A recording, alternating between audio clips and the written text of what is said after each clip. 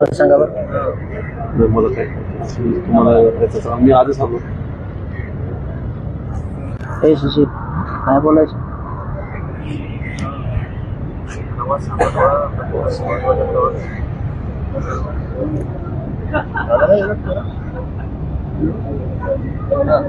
आवाज चेक करा.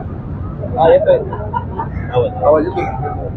आवाज कानाचा आवाज आपला चेक करा.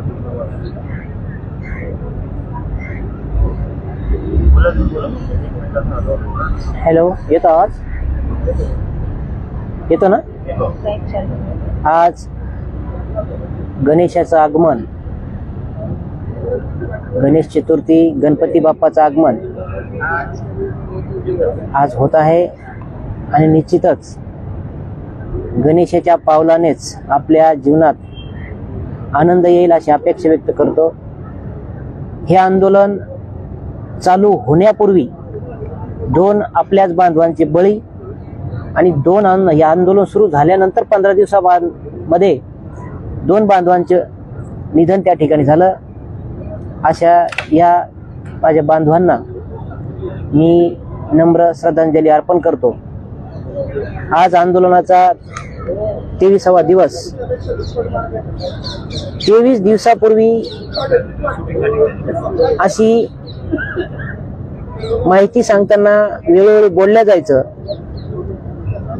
की अमुक मंत्रिमंडळाच्या बैठकीत आपला विषय येणार आहे आणि तो निकाली निघणार आहे. आंदोलन सुरू होऊन आज 23 दिवस झालेत. ना तो विषय आला, ना तो विषय मांडला गेला. केवळ माहिती येते आहे करत करत माहिती येण्यालाच 23 दिवसाचा कालावधी गेला आणि परवा दिवशी रात्री 8:30 पर्यंत सगळ्या कर्तव्यदक्ष आयुक्त कार्यालयातील सन्मान्य अधिकारी यांनी सदरील माहिती शिक्षण विभाग मंत्रालयात सादर केली आणि त्याच दिवशी या माहितीवर अभिप्रेत कारवाई करण्याचं काम इथल्या मंत्रालय स्तरावरील सर्व शिक्षकांना न्याय देण्यासाठी धडपड करणाऱ्या अधिकाऱ्यांनी कार्यवाही सुरू केली. कारवाई त्या दिवशी नंतर परत दुसऱ्या दिवशी 4 तारखेला या संदर्भात सर्व संकलन ड्राफ्टिंग आपल्या माननीय शिक्षण विभागाच्या अधिकारी उभा आहे. पण मैदानात ताठ मानेने उभा राहिला पाहिजे ही भूमिका शिक्षक समन्वय संघाने त्यावेळेस घेतली आणि 23 दिवस आज आपण आझाद मैदानात ताठ मानेने लढतो आहोत.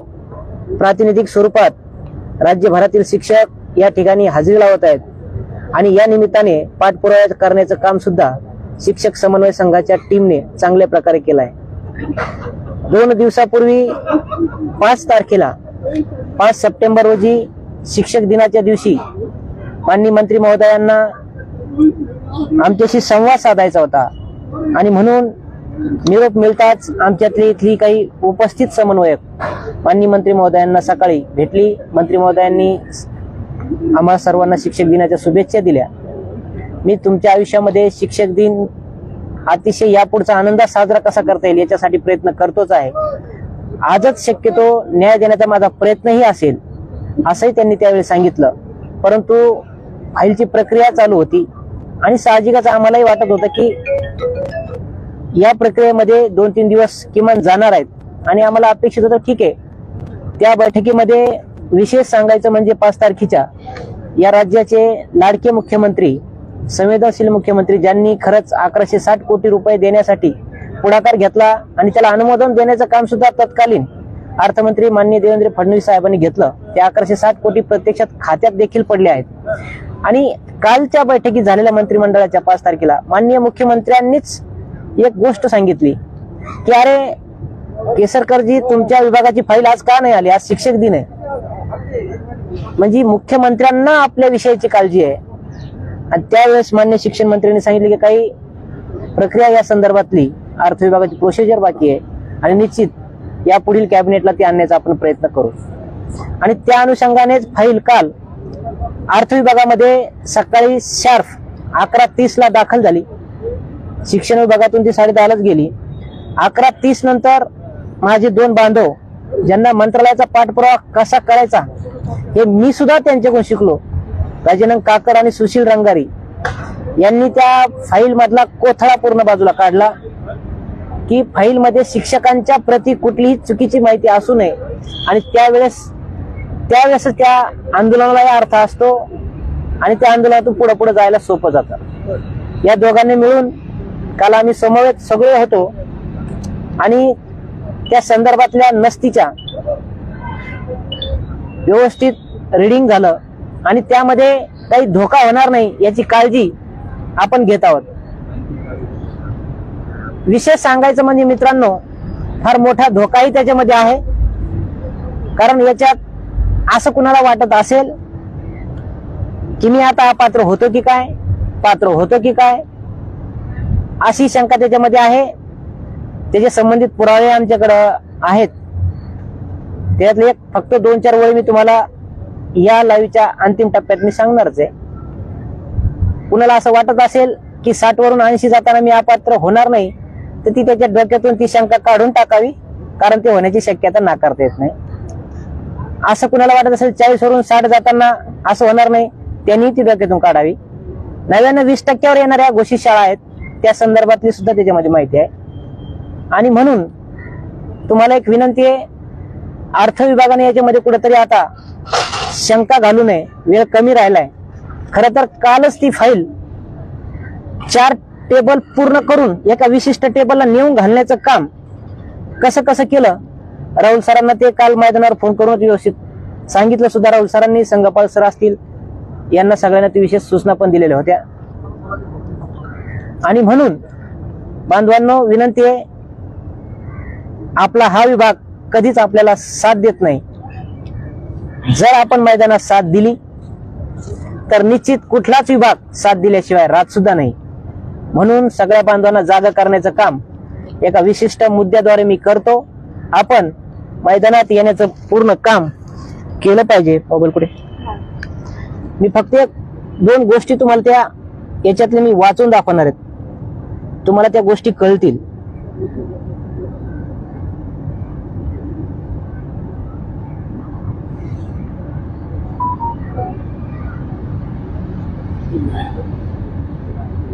बघा,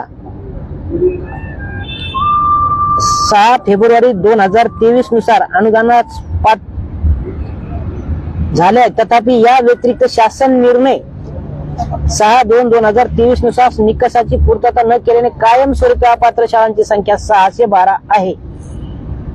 त्यानंतर प्राप्त झालेल्या 1633 प्रस्तावापैकी 1402 शाळा अपात्र झाल्या आहेत. अशा प्रकारे एकूण 2014 शाळा अपात्र ठरवण्यात आलेल्या आहेत.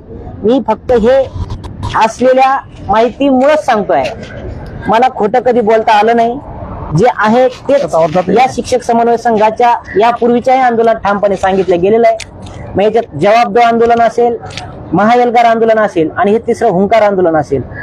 यामध्ये याच्यापूर्वीही आमचे मित्र दीपक कुलकर्णी सर असतील, यांनीही उपोषण वगैरे केली, पाथरीला केली. या सगळ्यांनी ठामपणे भूमिका चांगली व्यक्त केलेली आहे. पण लक्षात घेण्याची गरज याच्यामुळे या आंदोलनामध्ये आणि गेलेल्या फाईलच्या प्रस्तावामध्ये अनेक गोष्टींची माहिती आणखी सुद्धा आहे, जी धक्कादायक आहे. ती मला आता सांगायची नाही.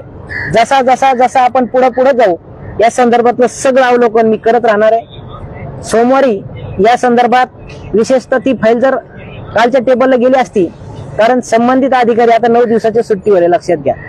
तुम्हाला असं वाटत असेल येणाऱ्या मंत्रिमंडळाच्या बैठकीत ती फाईल येईल, तर आपले कार्यक्षम शिक्षण मंत्री निश्चितच यासाठी अनेक प्रयत्न करत आहेत. परंतु कधी असतं, माणूस हतबल तेव्हा होतो जेव्हा वारंवार सांगूनही एखादा अधिकारी ऐकत नसेल, तर त्या गोष्टीला त्या मंत्र्याचाही नाईलाज होत असतो. आणि अशा लोकांना प्रशासनाला वठणीवर आणायचं काम आझाद मैदानातूनच यापूर्वी झालेलं आहे. म्हणून तुम्हाला कळकळीच्या विनंतीनं जागा करतो. आव्हान येण्याचं मी करणारच कधीच नाही. कारण काय, आम्ही जागाच करण्याचं काम यापूर्वी केलेलं आहे आणि जागे होऊनच लोक आझाद मैदानात आलेली आहे. आणि जागे होऊन आलेली लोक आणि त्या लोकांच्या रेट्यामुळं सगळं काही आपल्या खात्यात पाडून देण्यापर्यंत शिक्षक समन्वय संघ ताठ मानेने आझाद मैदान कधी सोडून गेलेला नाही. आपले खातं, पगार, हातं आणि शिक्षक समन्वय संघाची ही आझाद मैदानावर लढाई बळकट करण्यासाठी आपण मैदानात आलं पाहिजे, जागं राहिलं पाहिजे, आपल्या मागण्याप्रती सजग राहिलं पाहिजे. कारण येणारा सोमवार, मंगळवार आणि बुधवार हा गौरी पूजनाचा काळ त्या ठिकाणी आहे आणि संबंधित अधिकारी सुद्धा त्या संबंधित आहे. परंतु त्यांच्या टेबलला काल फाईल गेली आहे. 5:30 वाजता सदरील फाईल संदर्भात टिप्पणी करण्याचं काम सुरू आहे आणि कुठल्या प्रकारचं काय असेल ते आता आम्हाला या ठिकाणी वाचायला तर करायचं नाही, पण टिप्पणीमध्ये भयंकर आहे. आपल्याला जागा होण्याची गरज आहे. फाईल लपवली जाण्याची शक्यता आहे. 8 ऑक्टोबरला आचारसंहिता लागण्याची दाट शक्यता आहे.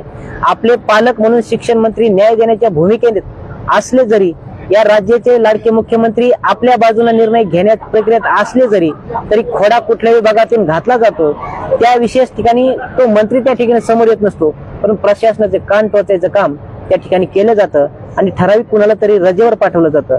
एकदा माणूस रजेवर गेला की त्याच्या बाजूने त्या ठिकाणी स्वाक्षरी करणारा कोणी नसतो. म्हणून कुठेतरी रेटा लावला तरच 8 ऑक्टोबर पूर्वी आपल्याला वेळ आहे. आणि निश्चित मंत्रिमंडळाच्या बैठका तुम्ही घरी बसून आम्हाला सांगत असतात की प्रत्येक मंगळवारी बुधवारी बैठक होत असते, तर अशा मंगळवारी बुधवारची जरी बैठका धरल्या तरी मला वाटतं यानंतर 3 किंवा 2, जास्तीत जास्त 3 आणि इमर्जन्सी 4 बैठका होणार आहेत. यापूर्वी सांगितलं गेलं की या बैठकीत होणार, त्या बैठकीत होणार, परंतु मी ठामपणे आम्ही या शिक्षक समन्वय संघाच्या व्यासपीठावरून सांगितलं होतं, विचारपीठावरून सांगितलं होतं की अशा कुठल्याही कॅबिनेटला प्रस्ताव एवढ्या तुर्तास आणखी 4-5 कॅबिनेटला येण्याची शक्यता नाही. कारण ती प्रक्रियेतून आम्ही जात होतो. पुण्याच्या माहितीमध्ये आम्ही अपडेट घेत होतो. पुण्याहून कुठलं तरी चुकीचं पाऊल उचललं जाऊ नये, कारण ते इथं ते परत पुन्हा तसंच सादर करावं लागतं. आता परिपूर्ण शिक्षण विभागाच्या खरंच न्याय देण्याच्या भूमिकेत असलेल्या अधिकारी यांनी अतिशय चांगल्या प्रांजळपणे अर्थ विभागाला सुस्पष्ट अहवाल सादर केला आहे, टिप्पणी सादर केली आहे, ज्याच्यामध्ये फक्त न्यायच मिळणं अपेक्षित असतं. परंतु कसं असतं, पांढऱ्या शुभ्र कपड्यावर काळा डाग शोधण्याचं काम निश्चित यापूर्वीही अर्थ विभागाकडून झालं. काल सुद्धा मंत्रिमंडळाच्या बैठकीत फार मोठी खडाजंगी या निधी देण्यासंदर्भातच झाली. चांगल्या लोककल्याणकारी योजनेला जर पाणी डिपार्टमेंट, पाणी पुरवठा डिपार्टमेंट हे जीवनावश्यक गोष्टी आहेत, अशा डिपार्टमेंटला जर निधी मिळत नाही तर शिक्षकांना आपल्या प्रति या विभागाची यापूर्वी काय काय भूमिका राहिली आणि त्या भूमिकेला छेद देण्याचं काम या आझाद मैदानातून कसं केलं हे आपल्या डोळ्यासमोर जरी आणलं तर निश्चित पुढचा आठवडा आपण घरी बसणार नाही याची मला काळजी आहे. विशेषतः मी आमचे विधान परिषदेतले हक्काचे शिक्षक आमदार सर्वांनाच मी विनंती करतो की पुढचा आठवडा हा तुमच्यासाठी सुद्धा निर्णायक आहे. या राज्याचे अर्थमंत्री माननीय दादा यांच्या पक्षाचे आमदार, यानंतर यासह सत्ताधारी पक्षाचे आमदार यांना विनंती करतो की सत्ताधारी पक्षाकडे तुम्ही हक्काने भांडू शकता आणि विरोधी पक्षातले जरी आमदार असले तर त्यांना पक्ष नसतो, कारण पसंती असते. कुठलाही शिक्षक आमदार हा पक्षाचा नसतो, पसंतीने निवडून दिला असतो. त्यामुळे तुमची पसंती ही आझाद मैदानावर बसलेल्या शिक्षक समन्वय संघाच्या या विचारपीठाने मांडलेल्या मागण्याला असली पाहिजे. आणि या मागण्याला आपली जर मागणीला या पसंतीच नसेल तर तुम्ही शिक्षकाप्रती आदर किती आहे हे आता हळूहळू दिसायला लागला आहे. 5 सप्टेंबर सारखा शिक्षक दिन पवित्र गणला गेला. याला आपण साधा आझाद मैदानाला येऊन भेट देत नाहीत, याच्या इतकी शोकांतिका महाराष्ट्रात असू शकत नाही. आपण शिक्षक आमदार आहोत की शिक्षकांना कायम डावलणारे आहोत हे आपण पहिले ठरवलं पाहिजे. शिक्षक आमदारांना माझी नम्र विनंती आहे, पुढच्या आठवड्यात आपण या जर ठिकाणी पाठपुरावा करत नसाल तर येणाऱ्या बुधवारी काय ऍक्शन, काय संदर्भात आम्हाला बोलायचंय, आक्रमक भूमिका घ्यायची त्याची आम्ही भूमिका घेऊ. आणि प्रत्येकाचा लेखाजोखा कुठं कसा मांडायचा आम्हाला चांगल्या प्रकारे माहित आहे. विनाकारण आम्हाला त्या फंद्यात पाडू नका. आम्हाला आमचा हक्काचा पगार पाहिजे. प्रस्तावित केलेल्या फाईलमध्ये 1104 कोटी रुपये आपल्याला द्यायचे आहेत फक्त, आणि 1104 कोटी आपल्याला पदरात पाडून घ्यायचे असेल बांधवांनो तर शिक्षक आमदारांनाही आपण सगळ्यांनी सांगितलं पाहिजे तुम्ही मैदानात या. आणि यानंतर पदवीधर आमदार 7 आहेत, यापैकी काही सत्ताधारी आहेत, काही विरोधी पक्षाचे आहेत. या सगळ्यांनीच आम्हाला या ठिकाणी आम्हाला म्हणण्यापेक्षा शिक्षक समन्वय संघाने प्रस्तावित केलेल्या मागण्यांना या मैदानात येऊन पाठिंबा देत या पाठिंबा पाठपुराव्यामध्ये रूपांतर करताना त्यांनी भूमिका घेण्याची गरज आहे. पुढच्या आठवडा हा अत्यंत निर्णायक आहे. पुढच्या आठवड्यात जर मंत्रिमंडळासमोर फाईल गेली नाही तर निश्चित अनेक शंका कुशंका येण्याची दाट शक्यता आहे. फाईल लपवली जाण्याची शक्यता आहे, कारण या संदर्भात अर्थ विभाग अतिशय जागरूकपणे काम करत आहे. परंतु आपले पालक म्हणून मंत्री केसरकर साहेब चांगली भूमिका घेत आहेत. त्यांनी भूमिका घेणं फार गरजेचे आहे. विभाग विशेष आता बघा, अर्थ विभागामध्ये काल 3 महत्वाच्या अधिकाऱ्यांची त्या संदर्भातली दोघांची टिपली बनली, तिसऱ्याची बनेल आणि तिथून तो प्रवास परत माननीय मुख्यमंत्री कार्यालयाकडे पुन्हा सुरू होणार आहे. तिथं पुन्हा कक्षा अधिकारी, टिप्पणी, राज्याचे मुख्य सचिव आणि मग नंतर कॅबिनेटचा प्रस्ताव. ही सगळी प्रक्रिया एका आठवड्याची, 2 आठवडे तुम्हाला सोपी वाटत असली तर तुम्हाला हे पण सांगतो, फाईल गेली म्हणजे लगेच हातात घेतात, हे डोक्यातून काढून टाका. परंतु फाईल गेली म्हणजे हातात घेण्यासाठी काय करावं लागतं हे सुशील रंगारिंग काकांनी मला त्यांची खरंच कामाचं कौतुक करतो मी कालचं. त्यांनी अतिशय सफाईदारपणे व्यवस्थित सगळं हँडल केलं. पटापटापटात तिथून टिप्पणी झाली की लवकर तिथल्या साहेबांना सांगून की आमच्या 18-20 वर्षाचा वनवास आहे, तुम्ही सहकार्य करा. एक विनंती करत करत काल शेवटच्या टेबलला फाईल अर्थ विभागामध्ये काल गेली आहे. आणि निश्चित काही अधिकारी काल रजेवर गेलेत. आता 9 ते 10 दिवसाची रजा आम्हाला त्या ठिकाणी दिसली. संबंधित अधिकाऱ्याच्या टेबलला फाईल गेली म्हणजे अधिकाऱ्यांची एक जबाबदारी आहे की ती कालच्या तारखेत त्यांनी ती क्लिअर करायला पाहिजे. परंतु त्या फाईल विषयी जर अनास्थाच असेल तर 9 दिवस सुद्धा ती फाईल तिथं पडून राहील. आणि निश्चित 9 दिवस पडले म्हणजे 2 कॅबिनेट गेल्यात. शेवटच्या कॅबिनेटला जर निर्णय घेतला तर तुम्हाला आणखी सांगतो बांधवांनो, त्याचा शासन निर्णय होणार नाही. याच्या भूतकाळामध्ये जाऊन तुम्ही अवलोकन करा. 8 मार्च 2019ला असंच 157 दिवस आंदोलन संघटनेचं चालू होतं आणि 1628, 2452चा निर्णय त्या ठिकाणी झाला होता. आणि 10 मार्चला आचारसंहिता लागली. तो निर्णय कुठे गेला, काय गेला, त्याच्यानंतर पुन्हा तो कुणा पटलावरच आला नाही. अशा भूमिका सुद्धा यापूर्वी झालेल्या आहेत. त्यानंतर 13 सप्टेंबर 19चा सुद्धा तुमच्या पाठीशी अनुभव आहे. असे संभाव्य धोके होऊ नये, पुढचे 3-4 वर्ष मिळणाऱ्या टप्प्याला लागू नये असं आपल्याला वाटत असेल तर आपल्याला मोजून या ठिकाणी 2 आठवडे, 3 आठवडे, काय आठवडे असतील आचारसंहितेपूर्वी, तेवढी जर ताकद आपण ताकदीनं लढलो तर निश्चित सांगतो हाच मिळणारा टप्पा याच सरकारमध्ये आपल्याला मिळू शकतो. सदरील सरकार सुद्धा तुम्हाला असं वाटत असेल फक्त शासन निर्णय देणार आहे, बांधवांनो शासन निर्णय देत असताना सुद्धा अनेक गोष्टी त्या ठिकाणी टाकणार आहे. या तुम्हाला सांगायची गोष्ट पुन्हा एक सांगतो की आपल्याला एक गोष्ट भयावह त्या टिप्पणीमध्ये आहे. आपण जागे व्हा, मैदानात या, अशी आपल्याला शिक्षक समन्वय संघ हुंकार आंदोलनाच्या माध्यमातून आजच्या 23व्या दिवशी या ठिकाणी उपस्थित असलेल्या सर्व समन्वयकाकडून करतो. आणि आपण विचाराला बांधील असाल, महिन्याला आपल्या चेहऱ्यावर हसू येतं, पगार येतो, 20चा येतो, 40चा येतो, 60चा येतो, त्यावेळेस ते हसणं आणखी द्विगुणित व्हायचं असेल काही दिवसासाठी तर आपल्याला त्या मैदानात यावं लागणार आहे. आपल्याला शासनाकडे भांडावं लागणार आहे आणि भांडल्याशिवाय काही मिळणार नाही. कुणाला असं वाटत असेल की हे सहज होणारच आहे आणखी डोक्यातून काढून टाका. विभाग कटाक्षाने काम करतो आहे. आपला विभाग जरी संवेदनशीलपणे आपल्यासोबत भावना ओतप्रोत ठेवत असेल तर इतर विभाग आपल्या प्रति अतिशय शंका घेऊन वागत आहे. इतकं चांगलं स्पष्टीकरण शिक्षण विभागाने देऊन सुद्धा त्याच्यामध्ये काळा डाग शोधण्याचं काम कालपासून सुरू आहे आणि ती फाईल तिथं स्टॉप झालेली आहे. ती तिथंच यापूर्वी स्टॉप झालेली आहे. एवढंच मी आपल्याला सांगतो. आणि पुन्हा ताकदीनं पुढे जायचं असेल तर आपण सगळ्यांना विनंती आहे, सोमवारपासून गौरी पूजनाच्या काही ठिकाणी सुट्ट्या आहेत. विशेषतः सांगायचे मला की मुंबई परिसरामध्ये गणेश उत्सवाच्या निमित्ताने कोकणवासीय मुंबई आजूबाजूच्या सगळ्या जवळजवळ 13,000 कर्मचारी आहेत आजूबाजूला, महिला शिक्षिका, शिक्षकेतर कर्मचारी आणि शिक्षक. या बांधवांनी खरं तर सुट्ट्या असताना आझाद मैदानावर आलं पाहिजे. एवढी मी त्यांना विनंती करते. पुणे, नाशिक, मराठवाडा, अमरावती या जवळची बांधव या ठिकाणी तातडीने येण्याची गरज आहे. आणि या बांधवांनी यापूर्वी खरंच चांगली ताकद वापरलेली आहे. या जवळच्या परिसरात नाशिक, पुणे आणि मुंबई यांनी जर लक्षात घेतलं तर येतच आहे. बाकी मराठवाडा, अमरावती, कोल्हापूर, पुणे, कोल्हापूरचे सुद्धा बहुसंख्य बांधव परवाच्या दिवशी महिला शिक्षिका या ठिकाणी होत्या. आणि असे अनेक बांधवांना मी विनंती करतो, आता पुढच्या आठवड्यामध्ये खूप ताकदीनं मैदानात लोक येतच आहे. परंतु त्याला ताकद देण्याचं काम 63,000 बांधवापैकी, शाळेपैकी किंवा या बांधवांना असलेल्या 6,336 शाळा या ठिकाणी वाढीव टप्प्यासाठी प्रस्तावित केलेल्या आहेत. परंतु त्या अपात्रचाही मी आकडा सांगितलेला आहे. त्याच्यामध्ये कोण असू शकतं, कोण नसू शकतं हे मला अजिबात सांगायची गरज नाही. ज्याला काही वाटतं त्यांनी आलं पाहिजे. आपण कुठं आहोत याची जाणीव झाली पाहिजे. आपण आपलं ठिकाण मैदानाच आहे, मैदानात न्याय मिळू शकतो.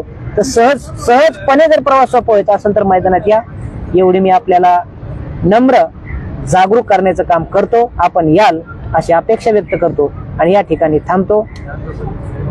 यानंतर माझे मित्र संगपालजी सोनवणे सर आपल्या भावना या ठिकाणी व्यक्त करतो. प्रथमतः आपले प्रमुख बोलल्यानंतर आपण बोलायचं नसतंय, त्यामुळे मी केपी सरांचे प्रथमतः माफी मागतो, कारण सर मी लेट आलो. पण मित्रांनो, गेल्या 16 तारखेपासून आझाद मैदानावर आपलं आंदोलन चालू आहे आणि आंदोलन हे प्रत्येकाच्या फक्त वैयक्तिक पगारासाठी चालू आहे. जर इथं जो माणूस बसतोय त्यालाच पगार मिळणार असेल तर हजारो लोक इथं आज हजर झाले असते.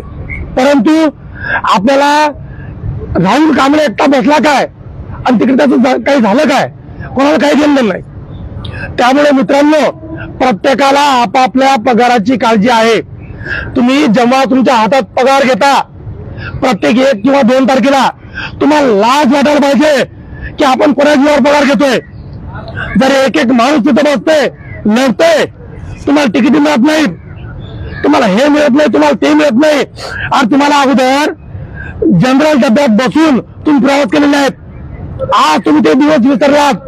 20, 40, 60% तुम्ही घेतात, कोणाच्यावर घेतात. मित्रांनो, जेवढे घरी बसलेले लोक आहेत, आपण गेल्या महिन्यापासून 2 महिन्यापासून प्रत्येक जिल्ह्यावर विभागावर आपण आंदोलनाला सुरुवात केली. सुरुवात करत असताना 2 जागेवर आपले उपोषण झाले, एक धाराशिव आणि दुसरं पाथरी.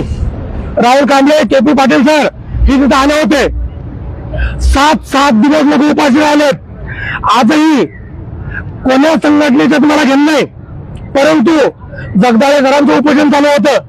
शिक्षण मंत्र्यांनी त्या तिन्ही आंदोलनामध्ये फक्त आणि फक्त आश्वासन देण्याचं काम केलंय. मित्रांनो, 2019ला आपण विसरू नका. 2019 13 सप्टेंबर 2019ला जो शासन निर्णय झाला त्याची पुनरावृत्ती जर तुम्हाला पाहिजे असेल तर एकच उत्तर आहे, ते म्हणजे आझाद मैदान. आपण सर्वांनी आझाद मैदान गाठा. आणि मी किती दिवस चाललोय, का फिरायला आलोय, का आंदोलनात आलोय, हा यावर विचार करा. आपण इथं येतात, Marine Drive, Gate of India, इकडे तिकडे फिरणं करतात, लोक इथं बसतात, कारण त्यांची पोट तिडकी आहे. त्यांना तेवढं वाटतंय की आपण आपल्या आंदोलनात बसावं, आंदोलन सक्सेस करावं. तुम्ही बघितलं असेल मागच्या वेळेस इथं सरपंचांचं 1 दिवशी आंदोलन झालं, एकच दिवशी आंदोलन झालं. एका दिवसामध्ये निर्णय घेऊन गेलेत. एका दिवसामध्ये जर निर्णय होत असेल तर तुम्ही सुद्धा सर्वांनी येत्या सोमवारी घरी काय कार्यक्रम असतील, दरवर्षी कार्यक्रम येतात, दरवर्षी सण येतात, दरवर्षी सगळं चालतंय.